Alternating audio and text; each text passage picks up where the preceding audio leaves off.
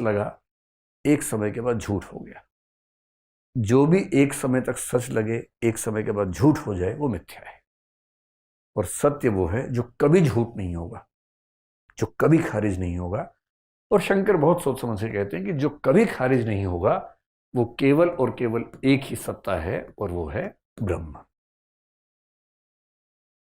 इसका ठीक उल्टा, अच्छा, पश्चिमी दर्शन में 5th सेंचुरी बीसी में ठीक यही बात एक आदमी बोल रहा था, पार्मेनाइडिस नाम का, ठीक यही बात बोल के गए। उसको थियरी ऑफ बीइंग कहते हैं। इसके ठीक विपरीत बात, और पश्चिम में भी पार्मेनाइडिस के साथ ही एक आदमी और हुआ, हेराक्लाइटस, वो ठीक वही बात बोल रहा है जो बौद्ध दर्शन के शुरुआती लोग, महात्मा बुद्ध और बुद्ध के बाद के जो हीनयानी बौद्ध हैं वो बोल रहे थे। एकदम सेम बात बोल रहे हैं और इसके विपरीत बोल रहे हैं। वो क्या कह रहे हैं? अर्थ क्रियाकारित्वम लक्षणम सत, कि सत होने का लक्षण है जिसमें अर्थ क्रिया सामर्थ्य हो, अर्थ क्रिया कारित्व के सामर्थ्य हो। इसका मतलब क्या होता है? अर्थ क्रिया का मतलब है उत्पादन करना, जिसमें कुछ उत्पादन करने की क्षमता है, वो सत है। If you can produce something you are real, if you can not produce something you are unreal. इनके हिसाब से ये थोड़ा सोच के देखिए। बौद्ध दर्शन तो बहुत सोचने पर मजबूर करता है, दिमाग का दही कर देता है एकदम। जैसे मैं कहूं कि जैसे मेरी उम्र 50 साल है, आप सब तो 16 साल के दिख रहे हैं, लेकिन मेरी उम्र तो 50 साल है। जैसे मैं कहूँ कि 50 साल का हूं तो बुद्ध हंसेंगे इस बात ठाका मार मार के, कहेंगे पागल हो गया, तू है कौन, तू 50 साल का है। वो कहेंगे भाई विज्ञान ये कहता है कि हमारी सारी कोशिकाएं, सारी सेल्स 7 साल में चेंज हो जाती हैं। आप में से कई लोग बायोलॉजी के होंगे, मतलब लाइफ साइंसेस के होंगे, आप इस बात को जानते भी होंगे कि 7 साल होते होते हमारी सारी सेल्स चेंज हो जाती हैं। तो बड़ा गहरा सवाल है कि आज अगर मैं 50 का हूं तो आज से 10 साल पहले जो 40 का था उसकी एक भी कोशिका मेरे अंदर नहीं है, एक भी सेल मेरे पास नहीं है। और तुर्रा यह है कि मैं वही हूं, जबकि एक भी सेल वो नहीं है। अगर आज से 10 साल पहले मैं की एक भी कोशिका मेरे अंदर नहीं है और 40 वाले में 30 वाले की नहीं थी, 30 वाले में 20 वाले की नहीं थी, 20 वाले में 10 की और 10 वाले में 1 वाले की नहीं थी, तो कैसे ये क्लेम करें कि वो व्यक्ति जो आज से 50 साल पहले पैदा हुआ था वो वही व्यक्ति है? कितनी बार चेंज हो चुका है। तो फिर बुद्ध कहते हैं कि सत्य को थोड़ा बारीकी से ढूंढो और गहराई में जाओ और गहराई में जाओ। बुद्ध के जो निकटतम अनुयायी हुए उनको हीनयानी बौद्ध कहते हैं। हीनयान से लगता है कि हीन टाइप के थे, नहीं, हीनयानी बुद्ध के नजदीक है, महायानी बुद्ध से बहुत दूर है, हीनयानी बुद्ध के नजदीक है। वो कहते हैं कि मनुष्य का शरीर कुछ नहीं है, वो कोशिकाएं हैं। उनको कोशिका शब्द नहीं पता है उस समय तक, शब्द आज का है कि हमारा शरीर कुछ ऐसे एटम से बना है जो हर समय चेंज हो रहे हैं।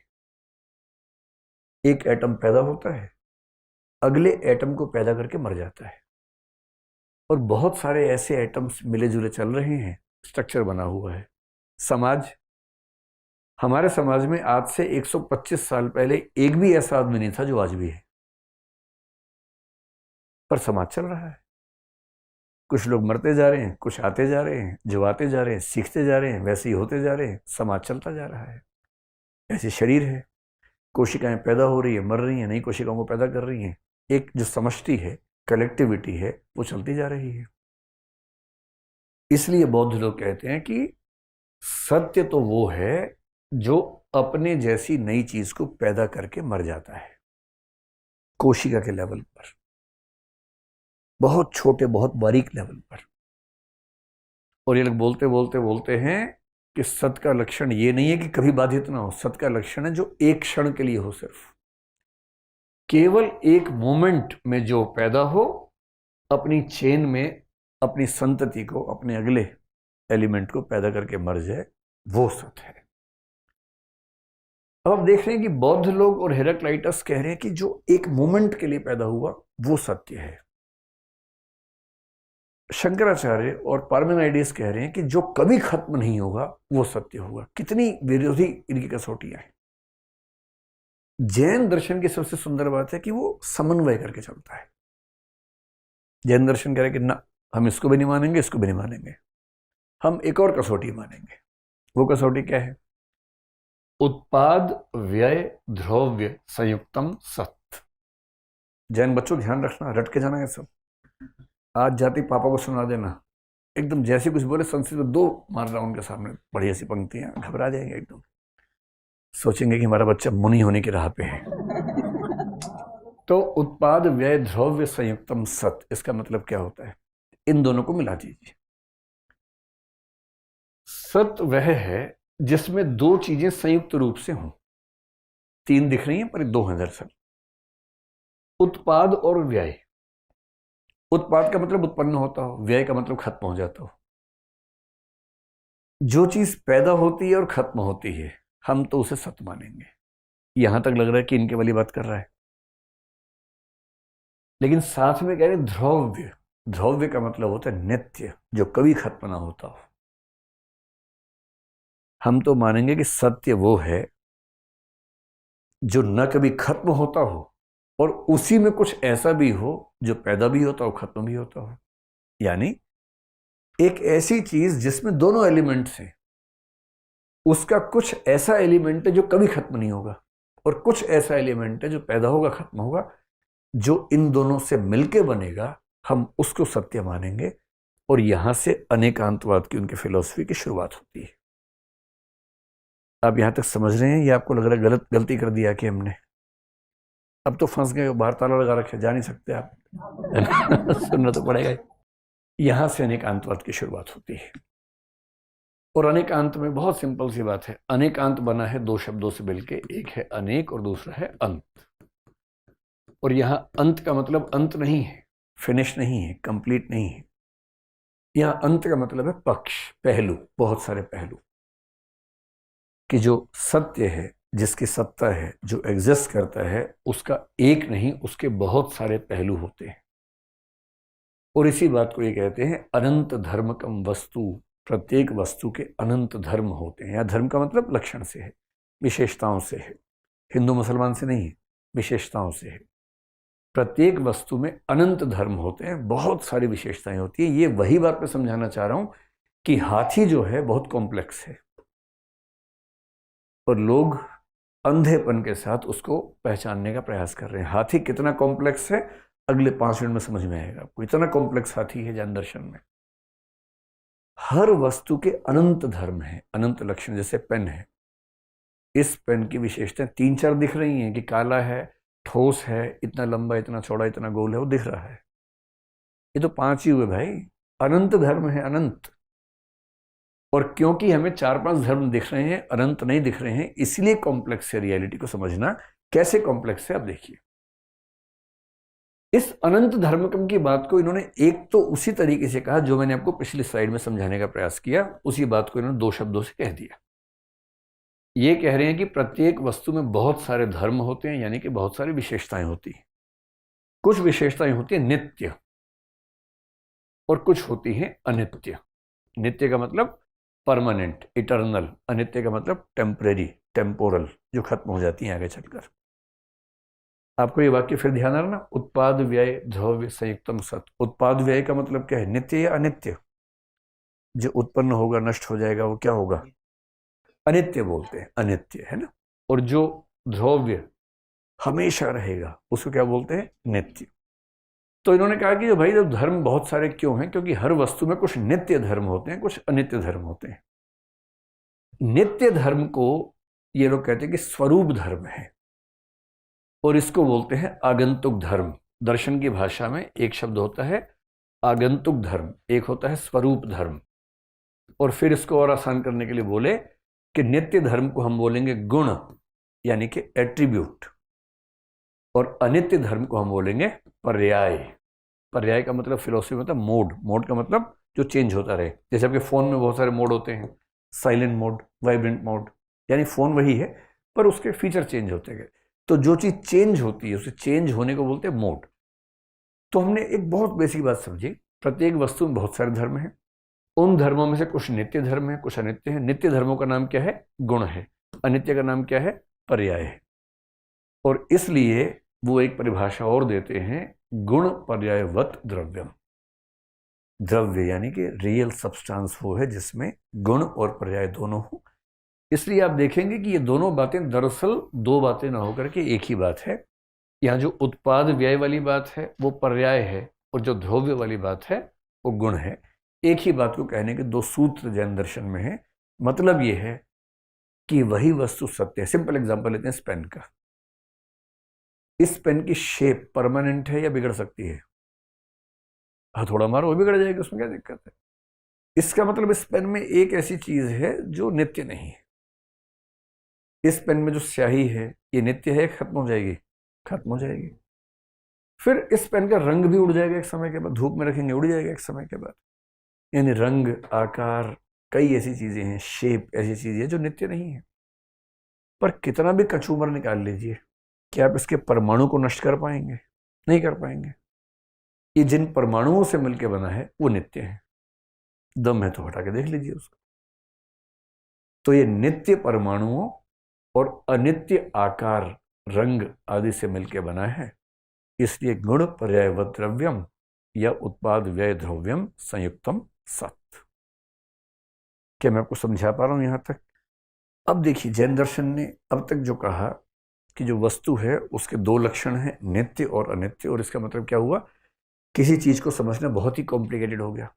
अब जो ये बात कह रहे हैं, मैंने बहुत सारे दर्शन पढ़े दुनिया में, पूरी दुनिया में किसी फिलॉसफी ने यह बात नहीं कही जो ये कहने वाले हैं। बहुत इंटरेस्टिंग। और इस पॉइंट पर लोग अरस्तु को, डेकार्ट को, न्यूटन को कमजोर साबित करते हैं जैन फिलॉसफी की तुलना में। क्यों करते हैं समझिए। लेट अस एज्यूम कि तीन चीजें हैं, एक है ए, एक है बी और एक है सी। तीन चीजें हैं, तीन वस्तुएं हैं। और तीन वस्तुएं तो इन सब में बहुत सारे गुण भी होंगे, सीधी सी बात है। मान लेते हैं कि इनमें 7-7, 8-8 कुछ विशेषताएं हैं। वैसे तो अनंत हैं, पर हमने समझने के लिए 5-6 भी मान ली। ये जैन फिलॉसफी के परस्पेक्टिव से बात कर रहे हैं। अब हम क्या सोचते हैं कि अगर मुझे ए को जानना है तो ए को जानने का मतलब है यदि मैंने इन सबको जान लिया तो मैंने ए को जान लिया। और एलोपैथिक मेडिसिन का तरीका पहले आमतौर पर यही रहा। उसने कहा कि हार्ट को समझने के लिए हार्ट को ठीक से स्टडी कर लो, और अगर आपको मसल्स को समझना, मसल्स को ठीक से स्टडी कर लो। एक समय तक एलोपैथी में क्लासिफिकेशन ज्यादा केंद्र में रहा, क्योंकि साइंटिफिक टेम्पर वही करता था। जब साइंस की डेवलपमेंट 17वीं सेंचुरी से तेजी से हुई, 19 में बहुत तेजी से हुई, तो साइंस का तरीका है कि क्लासीफाई करते जाओ और क्लासीफाई करके फोकस करके स्टडी करो। एक बेसिक तरीका साइंस में दिखता है। पर जैन दर्शन तो एक अलग ही बात कर रहा है, एकदम अजीब सी बात कर रहा है। वो क्या कह रहा है? वो कह रहा है कि ए की जो विशेषताएं हैं वो दो तरह की हैं। एक को बोलते हैं स्वपर्याय, एक को बोलते हैं परपर्याय। गजब की बात कर रहा है। जैसे ए की ये वाली विशेषता, मान लेते हैं इसका नाम एक्स है, इस विशेषता का नाम एक्स है। और बी की इस विशेषता का नाम वाई मान लेते हैं, और सी की इस विशेषता का नाम जेड मान लेते हैं। ठीक। अब वो कह रहे हैं कि ए को समझने के लिए एक्स को समझना पड़ेगा, क्योंकि एक्स ए की विशेषता है। पर वो कहते हैं कि नहीं, ये सारी जो विशेषताएं हैं ए की, एक्स सहित, ये केवल उसके स्वपर्याय हैं। स्वपर्याय का मतलब वो मोड जो उसके अंदर है। लेकिन आप ए को तब तक ठीक से नहीं समझ सकते जब तक आप ए के पर पर्याय को भी ना जान लें। पर पर्याय क्या है? पर पर्याय का मतलब ए की वो विशेषताएं जो ए में नहीं किसी और में एग्जिस्ट करती हैं, यानी कि वाई। ए का स्व पर्याय है एक्स, और ए का ही पर पर्याय है वाई, पर पर्याय है जेड। यानी इस पेन की सारी विशेषताओं को समझने के दो रास्ते हैं। पहला, पेन के अंदर जो विशेषताएं हैं स्वपर्याय। दूसरा, पेन के बाहर जो विशेषताएं हैं। और पेन के बाहर की विशेषताओं का मतलब इस मोबाइल फोन की जो विशेषताएं हैं वो विशेषताएं इस पेन के परपर्याय हैं। और इस पेन की जो अपनी विशेषताएं हैं वो इस फोन के लिए क्या है? परपर्याय हैं। और इसका मतलब ये हुआ कि दुनिया की हर चीज हर दूसरी चीज से इस तरह से कनेक्टेड है कि जब तक आप सारी वस्तुओं को नहीं जान लेंगे, आप एक वस्तु को भी पूरी तरह से नहीं जान सकते हैं। इसको आज की भाषा में बोलते हैं होलिज्म, इकोलॉजिकल फिलॉसफी 1973 में नॉर्वे के एक वैज्ञानिक भी दार्शनिक ने, आर्यनेस ने कहा कि हम दुनिया में पहली बार एक फिलॉसफी शुरू कर रहे हैं जिसका पर्पस ये है कि दुनिया की हर चीज़ आपस में कनेक्टेड है। इकोलॉजी की सेंस में फिलॉसफी को देखना होगा। और भारत के लोग हंसते हैं इन बातों पर, क्योंकि इससे ज़्यादा गहरी बात इस लेवल पर जैन लोग कह चुके हैं। और इसलिए उनका एक सूत्र है, बड़ा प्यारा सूत्र है, एको भावः सर्वथा येन दृष्टः। एक भाव को, एक वस्तु को पूरी तरह से जिसने देख लिया, सर्वे भावाः सर्वथा तेन दृष्टः, उसने संसार की सारी वस्तुओं को संपूर्णता में जान लिया। जो व्यक्ति एक वस्तु को संपूर्णता में जान लेता है वो दुनिया की हर वस्तु को संपूर्णता में जान लेता है। और इसका मतलब हर चीज को जाने बिना किसी एक चीज को भी पूरी तरह से नहीं जान सकते हैं। ये जो अप्रोच है, जिसको हम आजकल इकोलॉजी की दुनिया में इकोलॉजिकल फिलॉसफी कहते हैं, वो जैन दर्शन को सबसे यूनिक बनाने वाली बात है। जब भी कोई आपसे पूछे अनेकांतवाद में क्या खास बात है, आप बताना अनेकांतवाद में 3 खास बातें हैं। नंबर 1, सत्य होने के लिए केवल नित्य होना काफी नहीं है, केवल अनित्य होना काफी नहीं है, दोनों होने चाहिए। दूसरा, किसी वस्तु को संपूर्णता में अगर जानना है उसके नित्य लक्षण भी पता होने चाहिए, अनित्य भी पता होने चाहिए। और तीसरा, किसी वस्तु को ठीक से जानना है उस वस्तु के स्वपर्याय भी पता होने चाहिए, परपर्याय भी, यानी सारी वस्तुओं की समग्रता में ही किसी वस्तु को जाना जा सकता है। किसी वस्तु को अकेले में, एकांत में अलग करके नहीं जाना जा सकता है। इन 3 सूत्रों के समूह को बोलते हैं अनेकांतवाद। अब इस अप्रोच के बाद वो कहते हैं कि अब हम इस दुनिया को समझ सकते हैं कि इस दुनिया में क्या क्या एग्जिस्ट करता है, कैसे कैसे एग्जिस्ट करता है। इसको बोलते हैं द्रव्य। द्रव्य का मतलब होता है सब्सटेंस। सब्सटेंस का मतलब क्या क्या चीजें एग्जिस्ट करती है। उन्होंने कहा कि 2 तरह की चीजें एग्जिस्ट करती हैं। एक होता है अस्तिकाय, एक होता है नास्तिकाय, यानी अनस्तिकाय या नास्तिकाय दोनों शब्द चलते हैं। एक्सटेंडेड और नॉन एक्सटेंडेड। इस दुनिया में 2 तरह की चीजें हैं, एक वो जो स्थान घेरती हैं, एक वो जो स्थान नहीं घेरती हैं। पूरी दुनिया समझाना चाह रहे हैं कि दुनिया कैसे बनी है पूरी।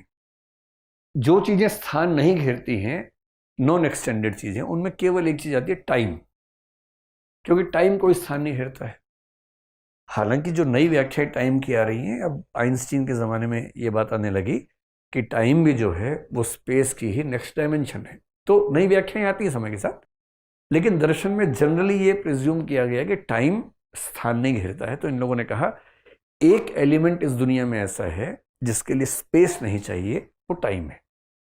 और बाकी जो सारे हैं वो एक्सटेंडेड हैं, जो स्थान घेरते हैं, यानी कि अस्तिकाय हैं। और इसमें इन्होंने 2 भाग कर दिए। एक को कहा जीव, जीव का मतलब आत्मा, जैन फिलोसफी में जीव मतलब आत्मा। और एक को कहा अजीव, यानी जीव से जो अलग है उसको बोलते हैं अजीव। अजीव से अलग में 4 चीजें मानते हैं। एक होता है पुद्गल, एक होता है आकाश, धर्म, अधर्म।